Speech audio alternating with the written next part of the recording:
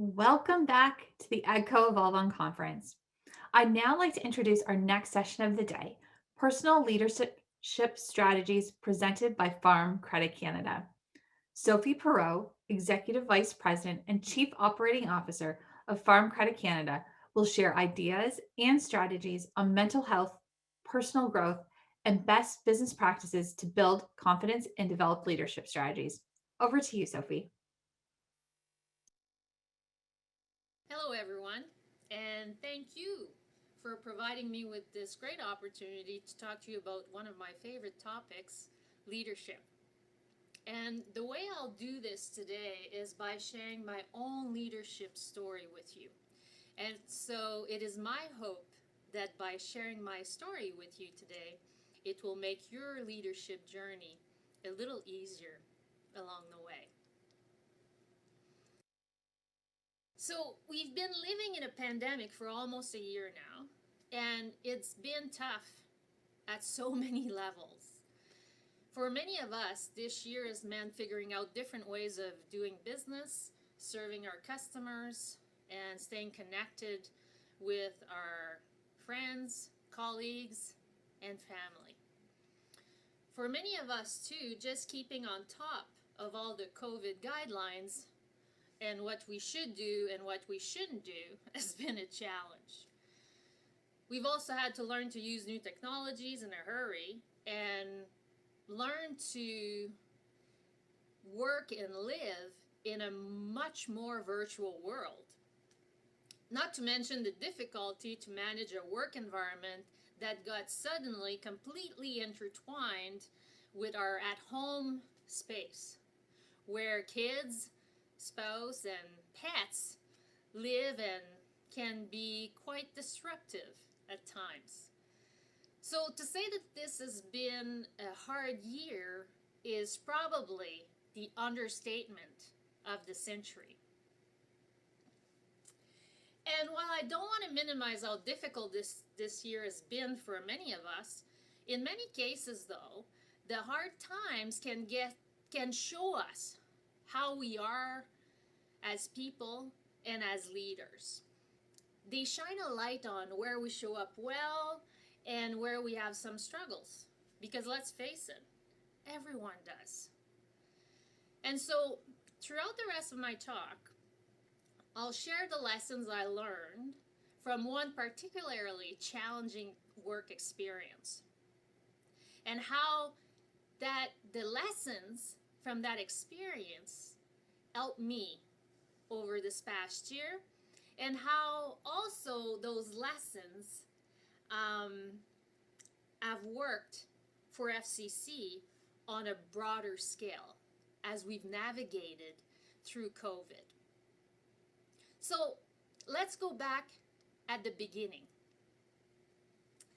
I started out a long way from where I am today in Regina, Saskatchewan at minus 40 outside today. I grew up in a little town north of Montreal, and I completed my ag economics degree at Laval University, and that's in Quebec City. I don't have a farming background, which is quite unusual when pursuing a career in ag, but I was always attracted to the industry. I just love the authenticity of the people working in it. I love the land, I love the animals, and so that's why I chose to go down that path. And I joined Farm Credit Canada as a relationship manager right after university, almost 27 years ago. Yes, I started at 12 years old. And I worked my way up quickly and became a vice president at just 29 years old. And so I think that everybody would agree that from an outside-in perspective, this sounds like a pretty successful career, right? But as always, there's more to this story. The whole climb to the top wasn't easy. It never is. I had a number of challenges, from speaking very little English, when I first started to having to manage people who were much older and more experienced than I was, which got pretty intimidating at times.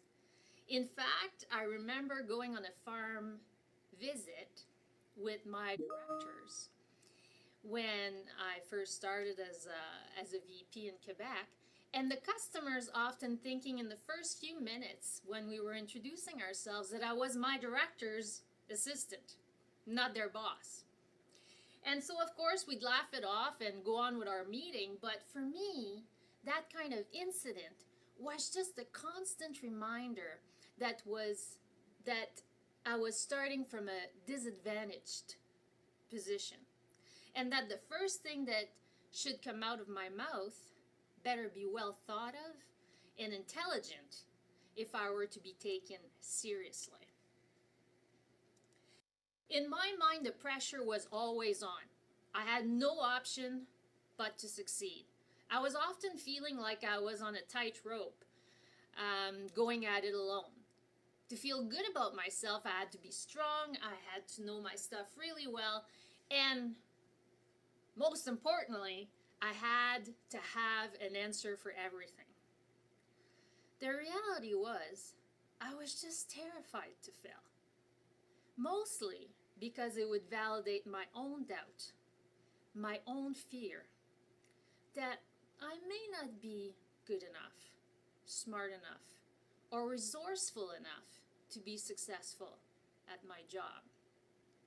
And so to tame that little voice in my head that was making me feel so insecure and doubtful about my ability to succeed, I kept pushing myself really hard, and I learned as much as I could, as quickly as I could, so I could contribute and prove my worth.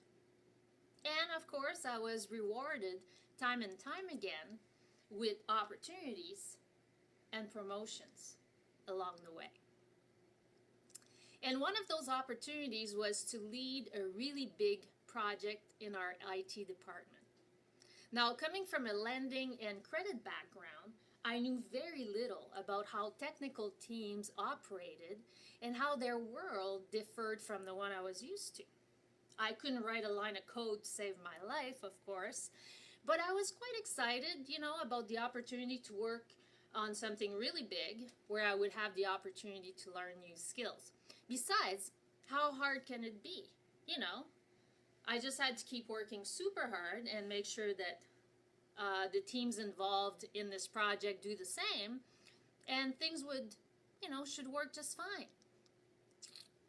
Well, not so much actually. With this job, unlike others I had before, I didn't possess the technical skills to move things forward on my own, right? So I had to rely much more on the people around me to get the work done and deliver results.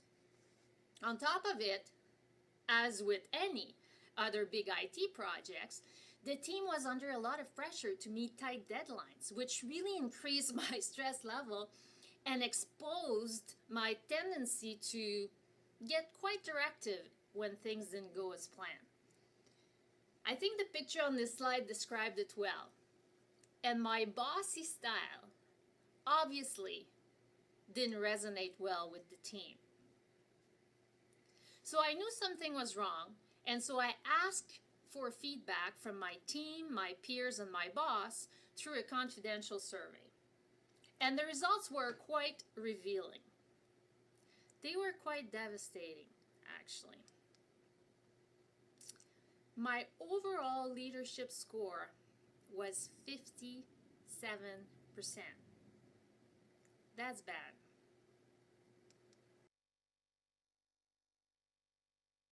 As you can see, my listening skills needed a lot of work. I was so busy trying to resolve all the issues by myself that I couldn't stop long enough to listen to what people had to say. I didn't create a safe environment where people felt comfortable sharing issues and asking for help because I wasn't willing to show any level of vulnerability or any sign of weakness. So, why would they? was pretty good at micromanaging. Again, since I didn't trust myself and nothing was ever good enough, how could I trust others, give up control, and empower the team to get the work done? You're used to get promotion and accolades and getting, if you will, A's. It hurts to get D's, especially from the people you're leading. I had completely failed my team. And I remember feeling so overwhelmed and scared and unsure as to what to do next.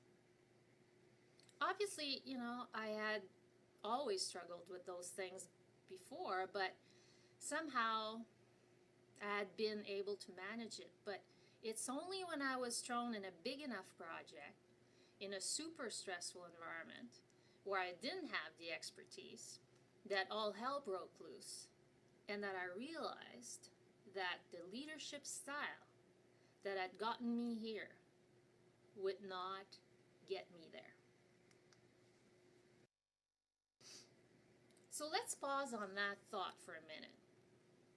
Will the leadership style that has gotten you to where you are today get you where you want to be tomorrow? What behaviors do you struggle with when under stress? And what impact do those behaviors have on the people around you? And more importantly, how do they impact their ability to deliver business results? It's relatively easy to lead when things are going well, isn't it? But providing strong leadership when things get tough is truly what differentiates the great leaders from the good ones. And so when things get difficult, how are you showing up? Do you start procrastinating, or maybe do you lose your temper? Or do you stop listening to those around you and go at it alone and become quite directive like I do when I slip? And more importantly, how do you become more aware of what's happening within you and start making better choices for you and your team?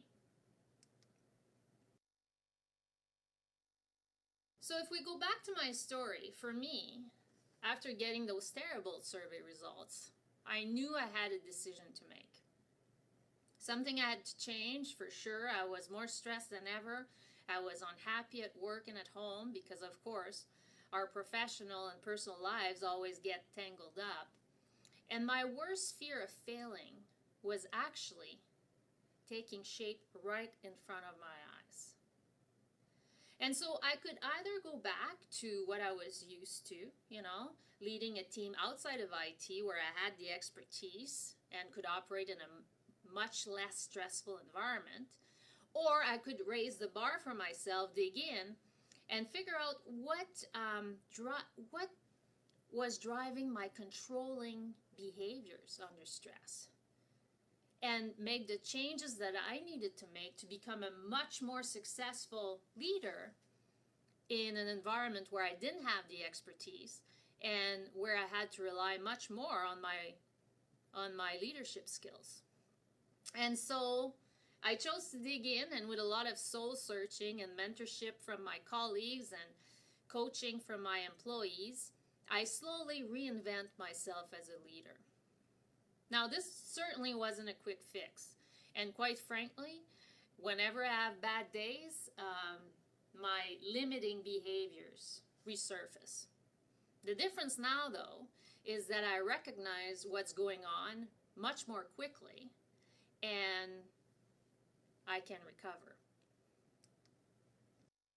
So, in the interest, perhaps, of saving you some of that pain, I'd like to share with you 3 things that have really helped me on my leadership journey. The most important part of my job, I realized, is to be present. And while that sounds pretty straightforward, it's actually pretty hard to do. It's so easy to get off track. We all have bad days, right? We didn't sleep well, or we feel maybe that we're not as productive as we would like because of all the distractions around us, especially when we're working from home. Or maybe we're stressed out because we need to have a difficult conversation with a colleague and we're not looking forward to that. Whatever the case may be. And that's when we lose presence because we're stuck thinking about what happened in the past, or we're worried about what's coming in the future. And the problem with that is that we're not where we're supposed to be. Right here, right now, supporting the people who are right in front of us. In times of crisis, it can be hard to stay present. There's so many things to worry about, right? But being in the moment and able to focus on what needs to be done now is critical. When I think of last March, FCC transitioned nearly our full workforce, 2,000 employees across the country, to work from home. And that was done in a matter of days. And I'm sure that many of you had to do the same. And we also had to quickly set ourselves up to serve our customers differently, where in many cases, meeting virtually was the only option. So we couldn't spend time wishing that things were different or worrying too much about the future just yet. We just had to be present so that we could address the needs of our employees and our customers in the moment. And it meant also staying in touch because things were evolving so quickly. And so at the start of COVID, I met daily with my leadership team, my 7 VPs all across the country, to stay connected and focused on what was important that day. And you know, no one had all the answers. Gosh, I mean, we had never gone through something like this before. But with our collective knowledge and experience, we were able to make sound decisions and adapt quickly. But for this to happen, we had to listen and truly hear what our colleagues had to say. And as you all know, when we're stressed and preoccupied and trying to get stuff done, we just don't always stop and take the time to listen when someone is interacting with us. And it's even harder, I find, to stay present in this virtual world we're in right now because, you know, there's so many distractions. Whether it's something popping up on the screen or the fact that we can send a few emails without getting caught, or, you know, sometimes we're just distracted by what's happening at home around us.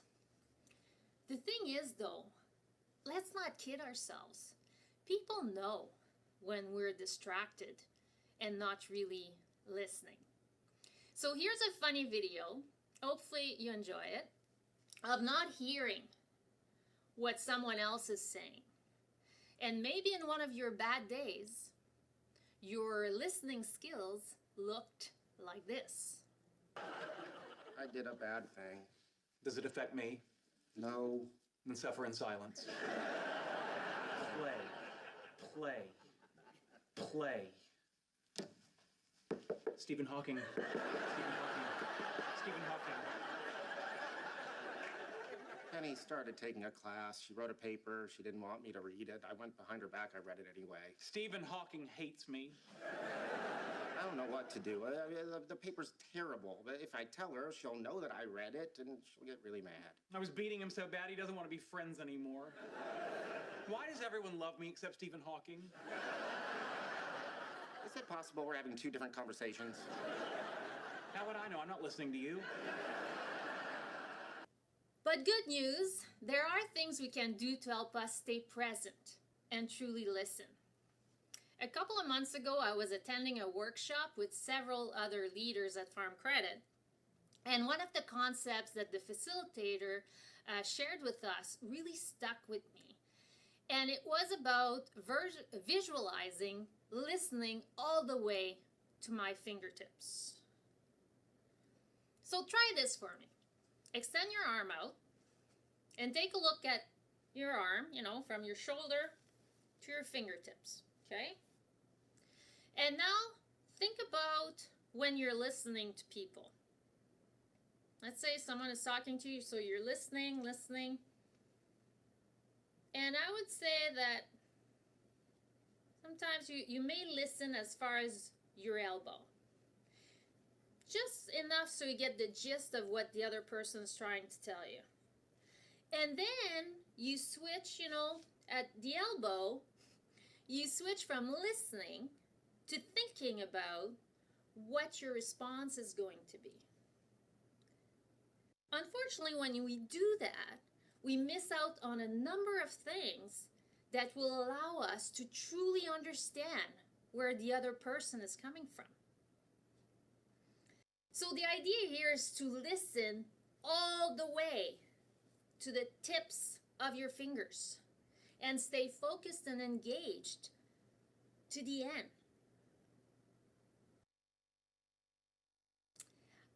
And what that does is that when you do and listen to the end intently, the person you're interacting with really feels heard. And so when I catch myself drifting away from being present when I'm listening to someone, or when I catch myself starting to think about my response when the other person is talking still, I visualize my arm and focus on listening to my fingertips. We need to remember that it is only when people feel truly heard that space can be created for new ideas to come up and better solutions to emerge. It's only then that the other person is going to actually give you license to start exploring what could be. Being present is such a simple and powerful thing to do. And yet it's such a difficult thing to master when so many competing priorities deserve our attention. But I can tell you this, the days where I do this well, the days where I listen to all the way to my fingertips, not only do I get people more engaged, but you know what? I too feel more energized, and I feel more grounded and more effective. So what is there not to like? You should definitely give it a go. All right, my second leadership lesson is that no matter how hard you try, I hate to break it to you, but nobody's perfect. Yet, you know, how many times do we just find ourselves worrying and beating ourselves up for not being perfect? When did our best become not good enough? And what if we were to remind ourselves that being perfect makes us difficult to relate to? Because for the most part, people respond much better when they can relate to us in our imperfections. Nobody likes people who are perfect. There is strength in admitting that we're not perfect, that we mess up, and that's okay. It's part of the journey. And it makes it okay for others to not be perfect as well, which is a beautiful thing.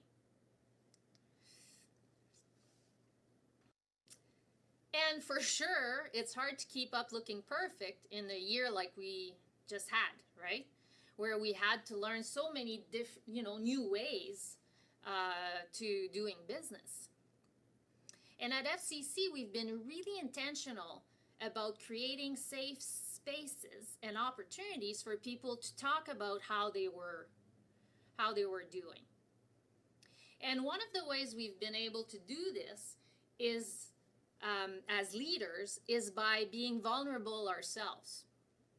And so this past year, I've started a weekly blog with my team where I not only provide them with more context on why some decisions were made, but where also I share with them some of my struggles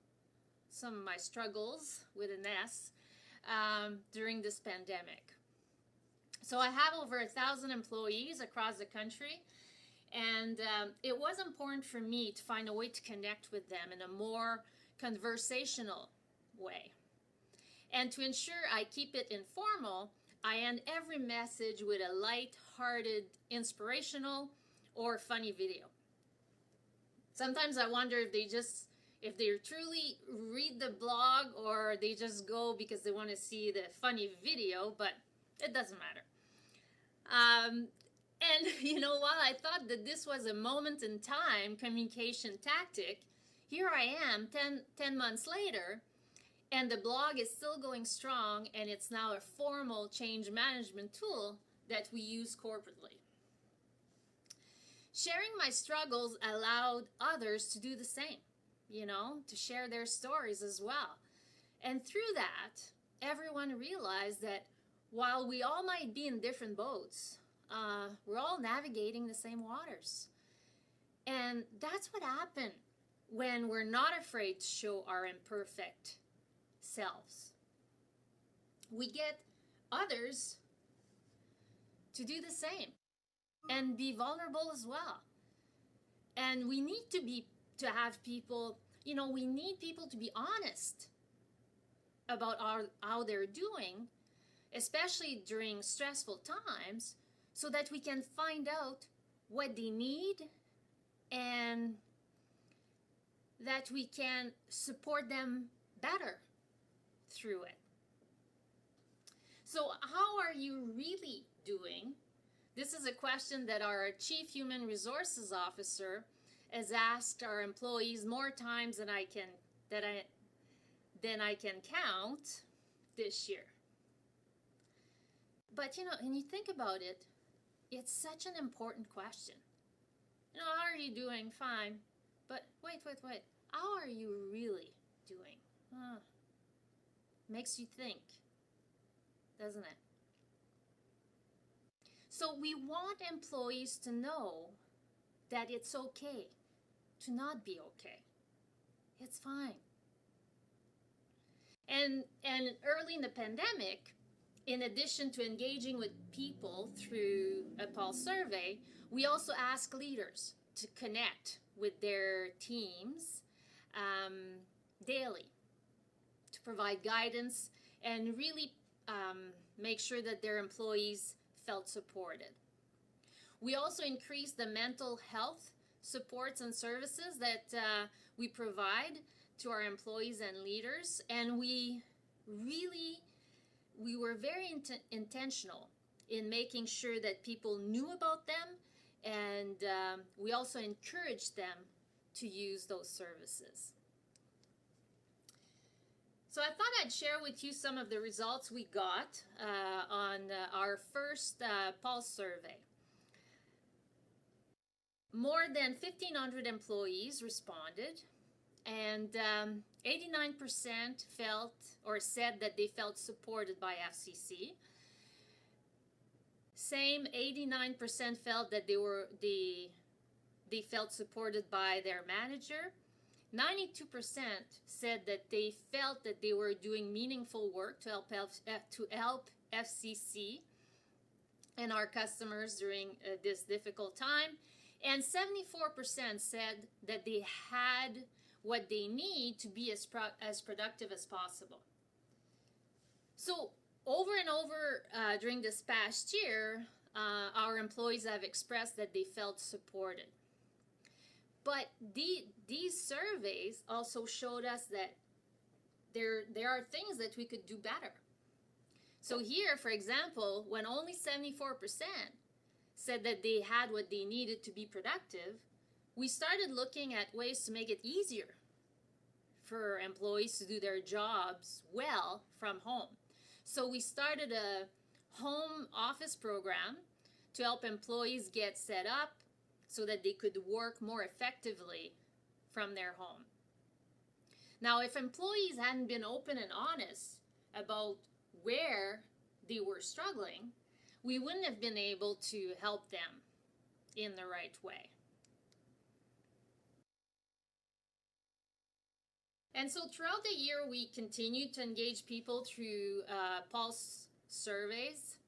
And towards the end of the year, back in December, we started to hear more and more that people were experiencing COVID fatigue and struggling with their workloads.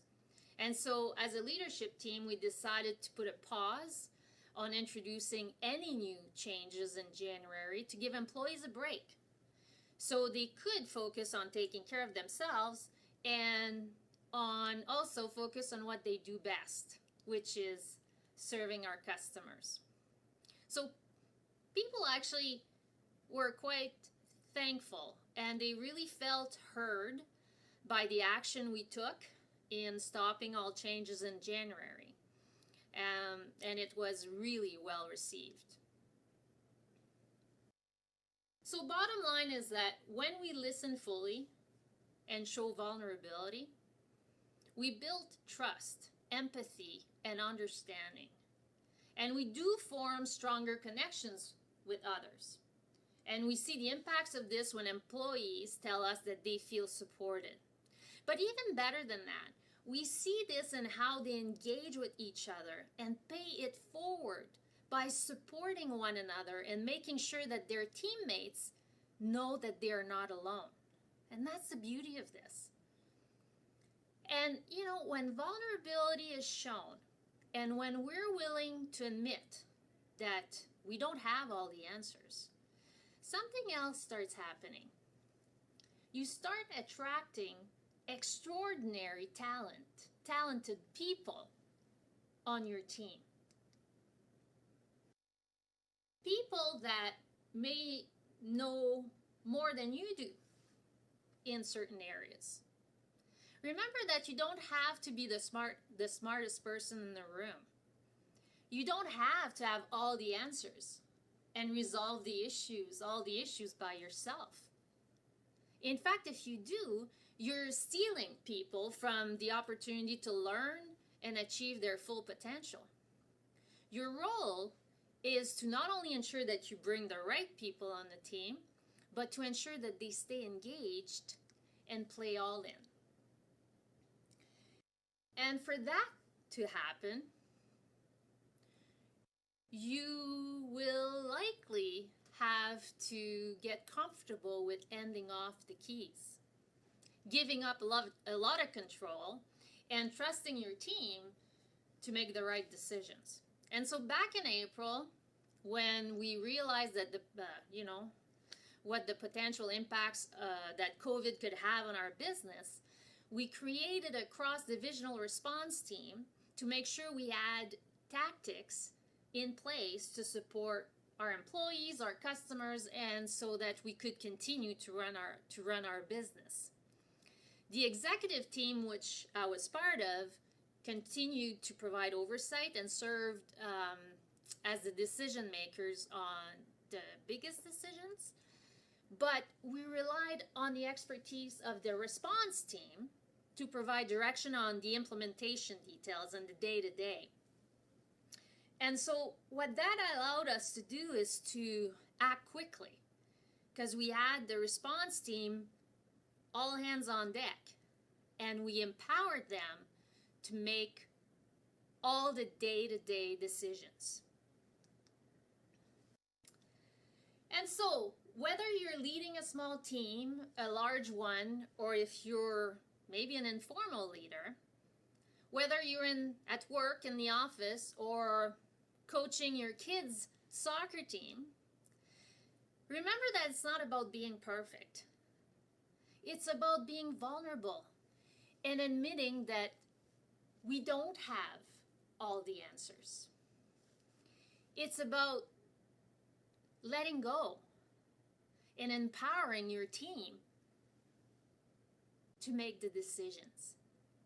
It's about having the courage to be open to feedback. And sometimes it's simply about apologizing when we've messed up, because yes, we are beautifully imperfect. But most importantly, it's about recommitting every day to be the best person we can be. Which leads me to the last concept that I want to share with you today, which is the need to embrace failure. Make it part of normal life. Another downside of perfection is that it may show up in your unwillingness to take risk and move forward with new ideas that could improve your business results. When was the last time that you gave up on an idea because you thought, ooh, it might be too risky? Or because you were scared that it wouldn't work? Perfectionism can paralyze us and lead us to spend too much time gathering a lot of information to develop this perfect solution. The issue with that, though, is that by the time we're finally ready to implement our perfect solution, or take action if we ever get there, the problem we're trying to solve may have already changed on us. Because our customers, the industry, and technology are changing so fast. Which is why I'm a huge fan of experimenting with concepts and ideas. When all the information you need to make a decision is not available, or when it's incomplete, standing still won't get you anywhere. But trying things out on a smaller scale will. When you do, you'll end up with 3 possible outcomes. First, your solution will work exactly as intended, and that's awesome.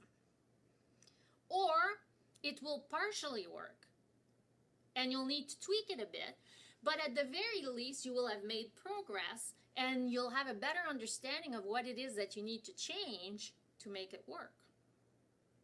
Or the third possible outcome is that your solution will not work at all. Your experiment will have failed. And that's okay too. Better know quickly.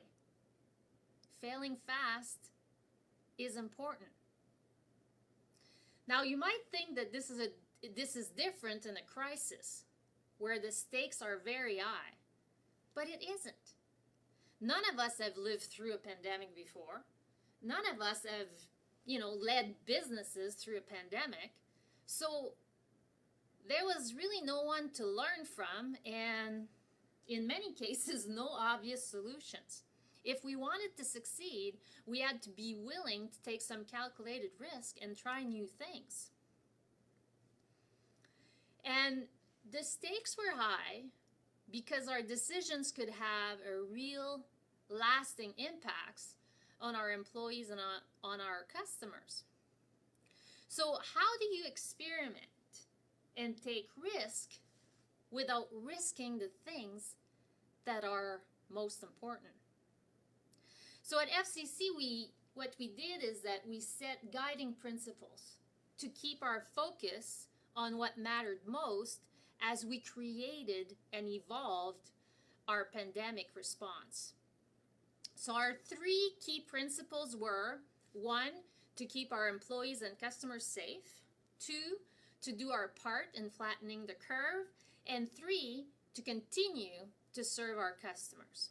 And so as long as these principles were adhered to, we experimented with different things to move us forward. And that allowed us to move faster. Experimenting with things gave us the freedom to not wait until everything was perfect to implement, because we knew that we could iterate our way to better solutions as we moved forward.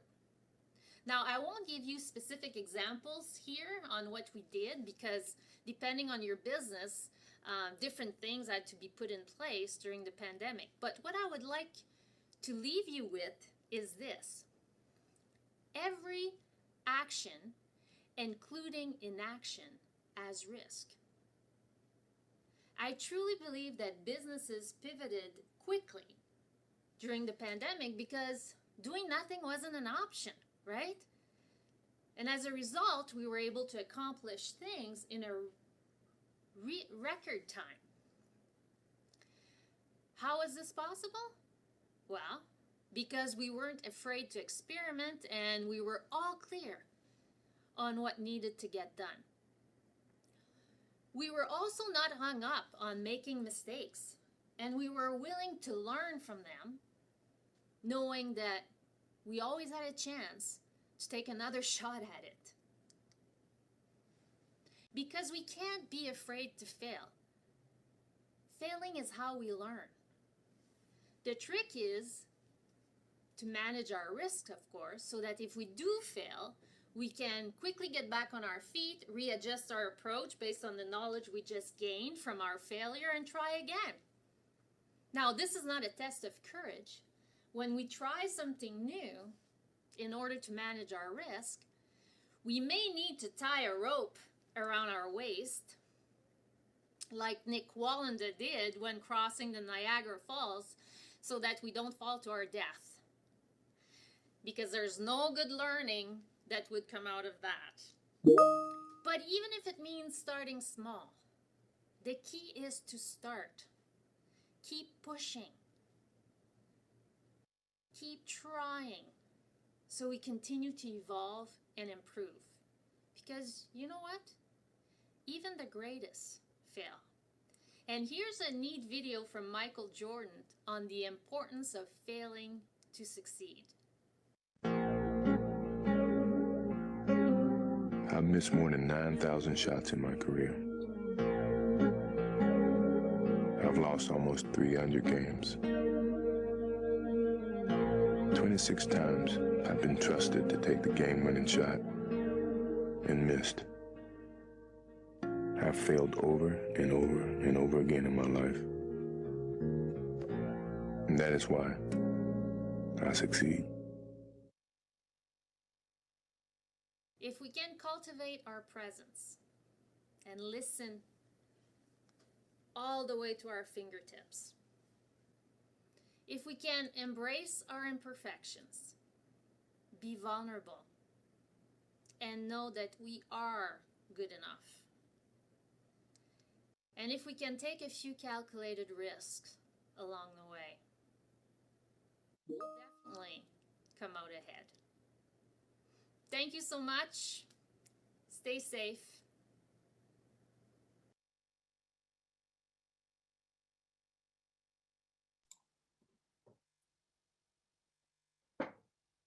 Amazing. Thank you so much, Sophie.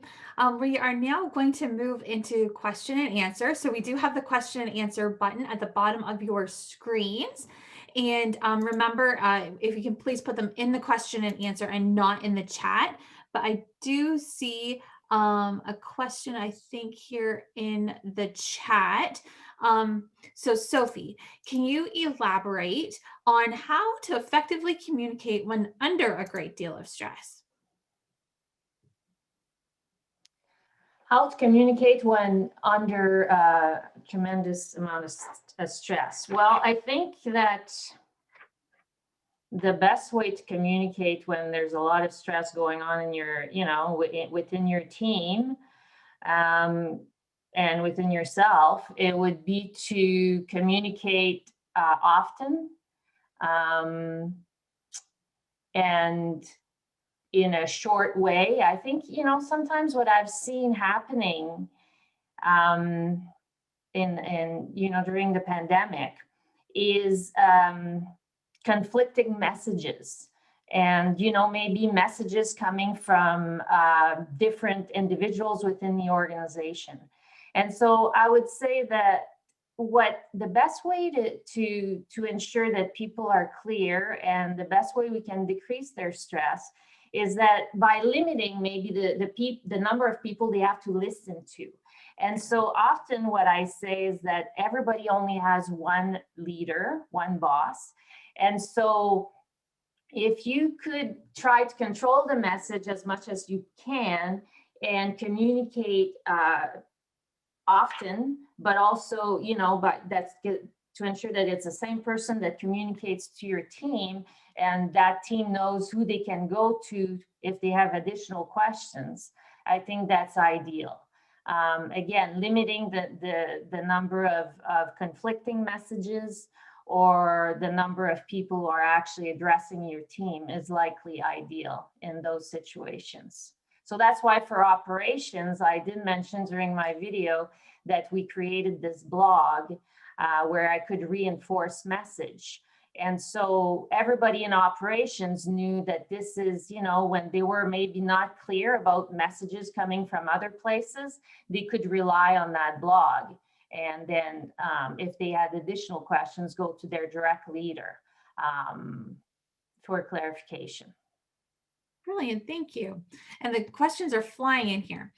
So you shared with us the ability to experiment during the pandemic. Mm-hmm. Continue to encourage this innovation in our communities, our businesses, and our own organizations after the pandemic is behind us? Well, I think that the best way to do it is to lead by example. And so, you know, and not being afraid to fail. I did mention that in my presentation as well. And so in order to encourage people to innovate, we have to give them space, and we have to encourage failure, and we have to celebrate it.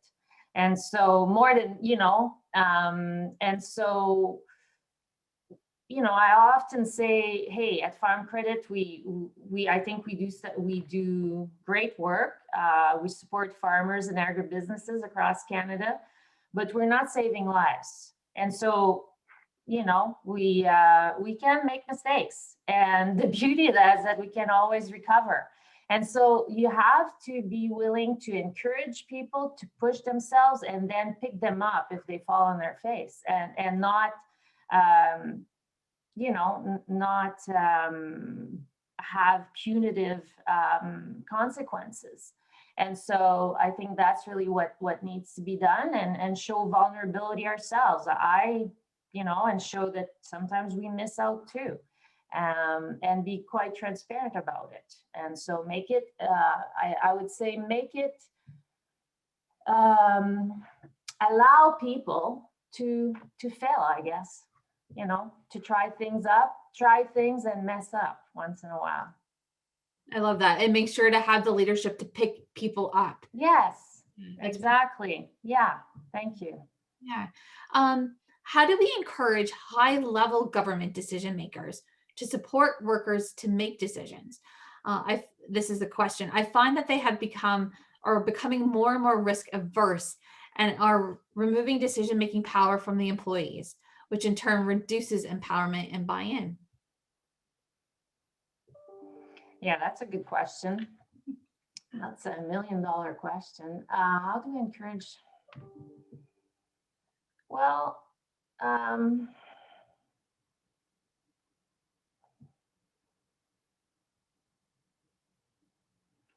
again, I think that I think, you know, this is always, I think what I would do is just, and I think someone talked about it, Jeff, I believe I came in a little early and I was listening to some of your panelists.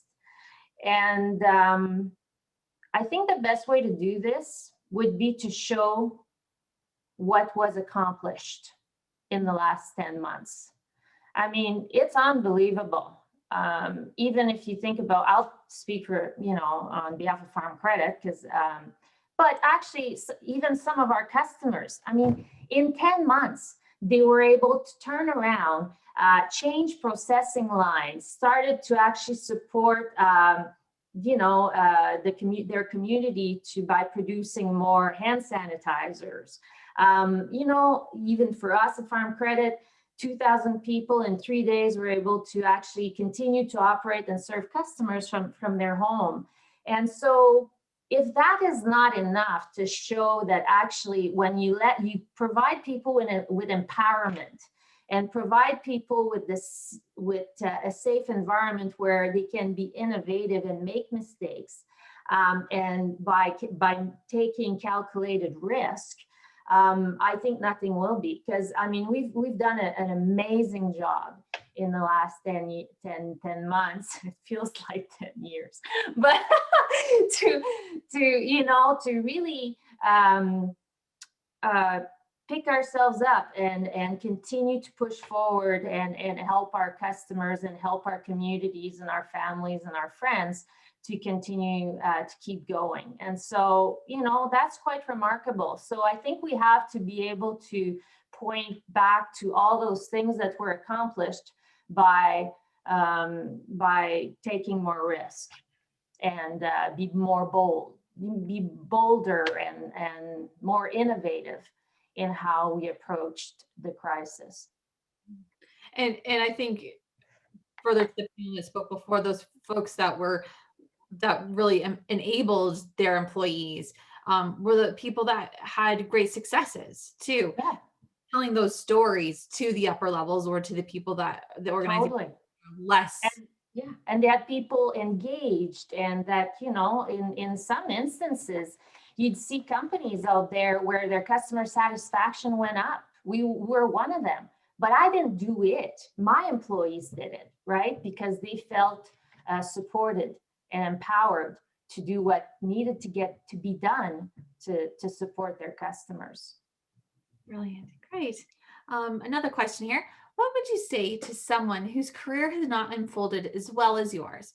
I see a lot of people in government and agencies counting the days to retirement. When you start at 12. Yeah. Yes. Yeah. Well,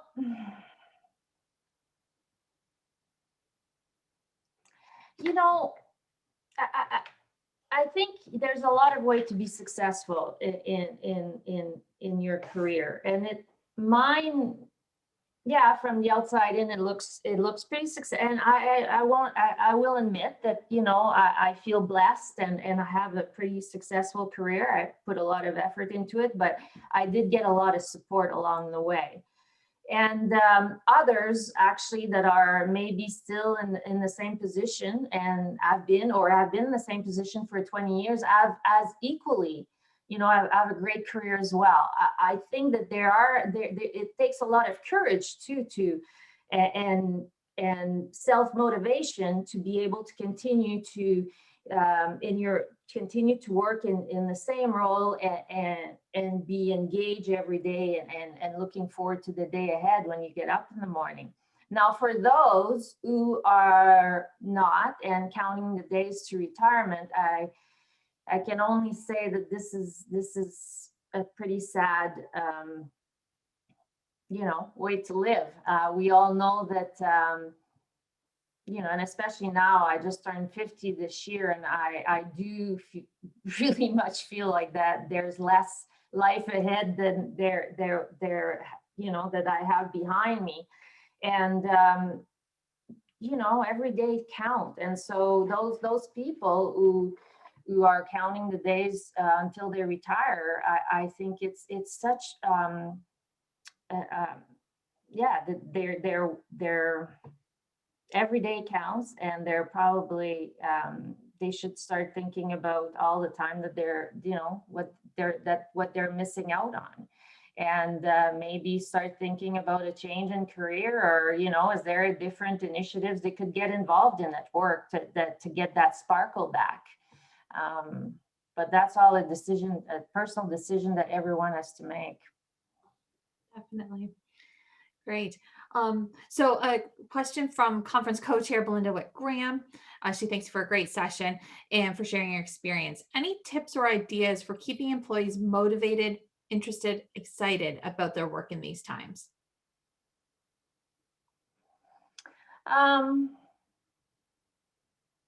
Well, I think that some of the things that I've seen done within my team is, of course, continue to meet as a team. There's a lot of great tools online where you can engage your team, even though it's virtually. You can play games, or you can, continue to get them to share ideas and innovate. We had some innovation session online where You can actually, if you use some pretty easy software, you can have teams that go in breakout groups and start discussing about how they could resolve problems and all that. So I think that's we've done that. The other thing we've done is actually provide employees with access to some speakers where there's motivational speakers out there where we can get engaged them in. There's a number of things that could be done, but I think most importantly is to ensure that the leader of those employees are close and supportive and stay in contact, and then to have a chance to bring the team together so they can continue to feel this sense of community and have a chance to actually share, how they've been feeling, and also share best practices, and keep the business going. And so that would be my advice. Wonderful. Thank you. And last but not least, how is the farm business doing in the COVID impacts? Actually, again, we are lucky because we are working in a sector, in an industry that is very resilient. And so I've been so impressed with how our customers and our farmers and agribusiness operators have been able to actually, change their processing plans, plants, or whatever it is that they had to do to continue to be able to serve their own customers. And so, the one thing that doesn't change through a crisis is that people continue to need food. And so this has been positive for our industry, of course, and farmers have continued to, for the most part, thrive, even though they had to make some significant changes. That we did have some labor issues, of course, and so that has been tough for some customers, actually farmers in Ontario especially. But for the most part, our customers have been very resilient, and the demand for their produce have risen and they've been doing quite well, actually, in all things considered. Amazing. Well, thank you so much, Sophie, and to Farm Credit Canada for sponsoring this session and our conference day today. I know my biggest takeaway is the fingertips. I really like that.